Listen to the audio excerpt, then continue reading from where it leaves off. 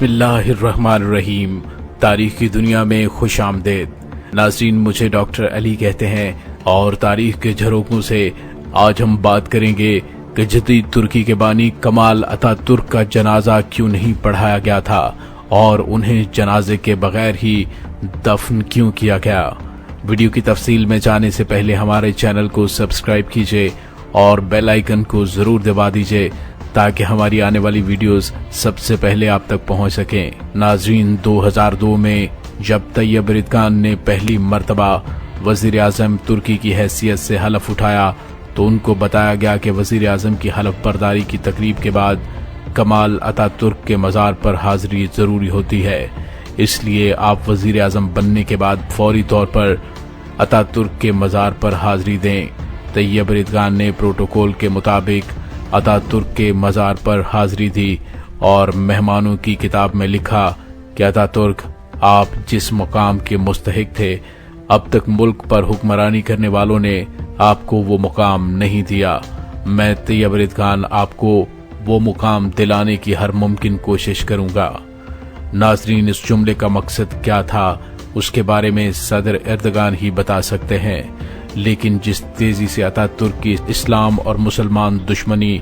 جو اس نے ترکی میں راج کے دوران قائم کر رکھی تھی، تیزی سے خاتمے کا سلسلہ جاری ہے۔ موجودہ صورتحال سے معلوم ہوتا ہے کہ 16 اگست 2023 کو لوزان معاہدے کے ختم ہونے کے بعد ایک مرتبہ پھر خلافت عثمانیہ کا سورج ترکی کی سرزمین پر آب و تاب کے ساتھ طلوع ہو جائے گا۔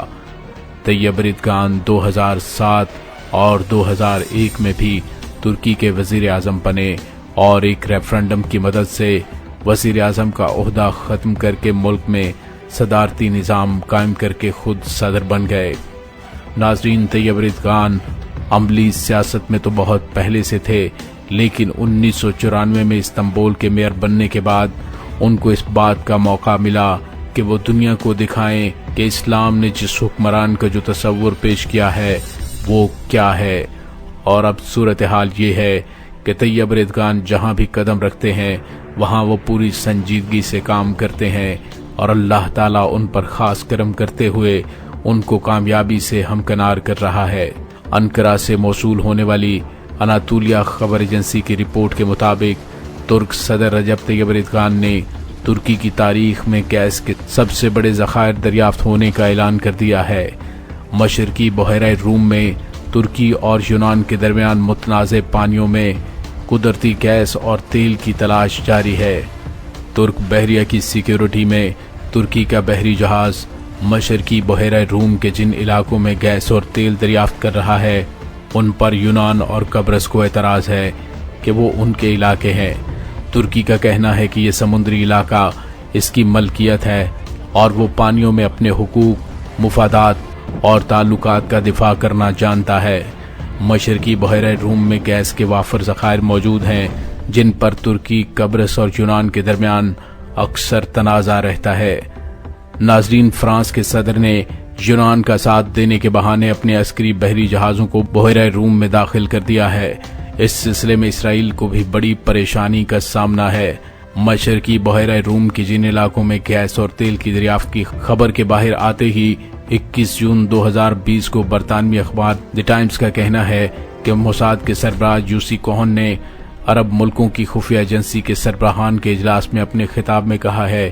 Mossad thinks Turkey is a bigger danger than Iran. Mossad کے سربراہ کا اس سلسلے میں کہنا ہے کہ ترکی عربوں کے لیے ایران سے بڑا خطرہ ہے۔ انہوں نے عرب ملکوں کی خفیہ ایجنسیوں کے سربراہان کے اجلاس کو یہ بھی بتایا کہ ترکی پورے عرب خطے میں آگے بڑھتے رہو کی پالیسی پر عمل کر رہا ہے۔ ترکی اور اسرائیل کا یہ تنازع 2008 میں اس وقت شروع ہوا کہ جب غزہ کی پٹی پر اسرائیل کے حملے کے بعد طیب اردگان کی زیر قیادت ترک حکومت نے اپنے قدیم حلیف اسرائیل کے خلاف سخت رد عمل کا اظہار کیا اور اس پر سخت احتجاج کیا۔ ترکی کا احتجاج یہیں نہیں رکا بلکہ اس حملے کے فوری بعد ڈاووس عالمی اقتصادی فورم پر ترک صدر رجب طیب اردگان کی جانب سے اسرائیلی صدر شمعون پیریز کے ساتھ دو ٹوک اور برملا اسرائیلی جرائم کی تفصیلات بیان کرنے 31 मई बरोज पीर 2010 को मैसूर गजा की पट्टी के लिए इमदादी सामान लेकर जाने वाले आजादी बेड़े पर इसराइल के हमले में 9 तुर्क शहरियों की हलाकत के बाद फिर एक बार एर्दोगान आलम अरब में हीरो बनकर उभरे और अवाम से लेकर हुकूमत और ज़राए अबलाग ने तुर्की और तुर्क रहनुमा रजब तैयब एर्दोगान के फ़लस्तीनी मसले और ख़ास तौर पर गजा की पट्टी के हसार के खात्मे के लिए ठोस मौक़िफ़ को सराहा और मुतअद्दिद अरब सहाफ़ियों ने उन्हें कायदे मुंतज़िर करार दिया।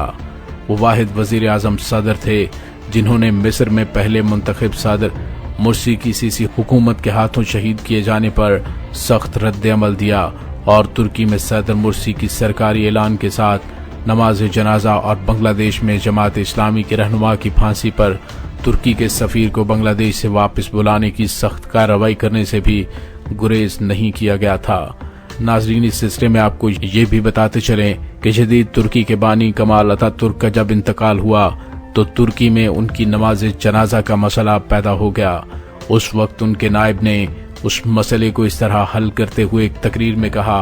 कि कमाल अतातुर्क की नमाज जनाजा उनके नजरियात, ख्यालात और उनकी बरसों की सेकुलरिज्म के नफाज के लिए जद्दोजहद के सरासर मुनाफी है। इसलिए कमाल अतातुर्क की मैयत को नमाज जनाजा के बगैर ही दफन किया जाए और ऐसा ही किया गया। आज भी कमाल अतातुर्क का मज़ार एक बड़े हाल में मौजूद है और उस हाल में सरकारी तौर पर अतातुर्क के लिए दुआए मगफिरत करना मना है और हाल की दीवारों पर यह हदायत जली हरूफ में लिखी हुई हैं कि यहाँ दुआए मगफिरत करना मना है। तैयब एर्दोगान ने दुरुस्त कहा है कि अतातुर्क को तुर्की के हुक्मरानों ने समझा ही नहीं था और वो मुकाम और मर्तबा जो उसको आज दुनिया में हासिल है वो एक गैर मुस्लिम और यहूदी थिंक टैंक के रुकन का ही हो सकता है। ये सब अब अपने खात्मे की जानिब रमादमा हैं। मोसाद और उसके साथी अरब खुफिया एजेंसियों के सरबराह और हुक्मरानों के खौफ से आने वाले वक्त को रोका नहीं जा सकता। बस आज भी यही ठीक है कि जिसने वक्त को थाम लिया कामयाबी उसी के हिस्से में आएगी। नाजरीन, इसके साथ ही डॉक्टर अली को इजाज़त दीजिए। पाक फौज जिंदाबाद, पाकिस्तान पाइंदाबाद।